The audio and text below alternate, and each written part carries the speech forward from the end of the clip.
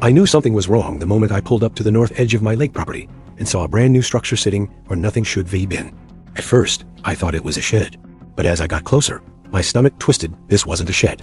It was a full 2-car garage, complete with fresh siding, new shingles, and a concrete pad still curing under the sun, built squarely on my land. Before I could even take a breath, Karen, the HOA president from the subdivision next door, marched out from behind the garage, holding a clipboard like it was a badge of honor. She didn't say hello. She didn't apologize. She simply said, "Glad you came. This garage is now part of the community's maintenance complex." I told her the lakefront parcel wasn't HOA property. She smirked, adjusted her sunglasses, and said, "It is now. You weren't using the space, so we expanded. Onto my legally deeded land." The incident that sent everything over the edge happened the next morning. I woke up at my lake house to the sound of heavy footsteps on my deck. When I stepped outside, Karen's husband, built like a retired linebacker, was standing there with crossed arms. He said he was there to educate me on community land rights. He claimed the HOA voted to annex the area. He claimed the garage was staying, and he told me if I tried to interfere, there would be consequences. He walked off my deck like he owned it. My reaction wasn't fear. It was calm, surgical focus.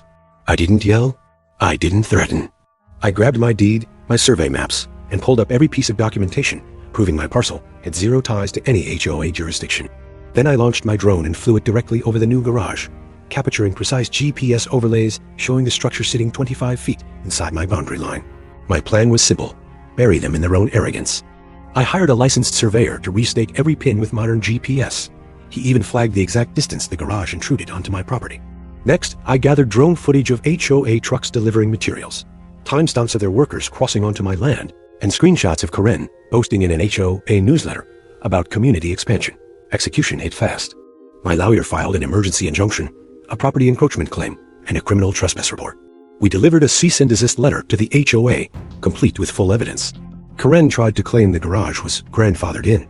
The judge laughed. He ordered an immediate stop to construction and scheduled a hearing. The consequences were brutal for them. When the judge saw the drone overlays, survey reports, and video of her husband threatening me on my own deck, he shut them down hard. The HOA was fined for trespass and illegal construction. Karen's husband received a formal warning for harassment, and the court ordered the garage removed completely at HOA expense, not moved, not relocated, destroyed. The payoff came 2 weeks later. I sat on my deck with a cup of coffee while the crew tore down the garage piece by piece. Karen watched from the road, red-faced and fuming, as her community expansion project disappeared into a dumpster. And when the last wall fell, I couldn't help but smile. My land, my lake, my win. If you love HOA justice stories, like the video and subscribe.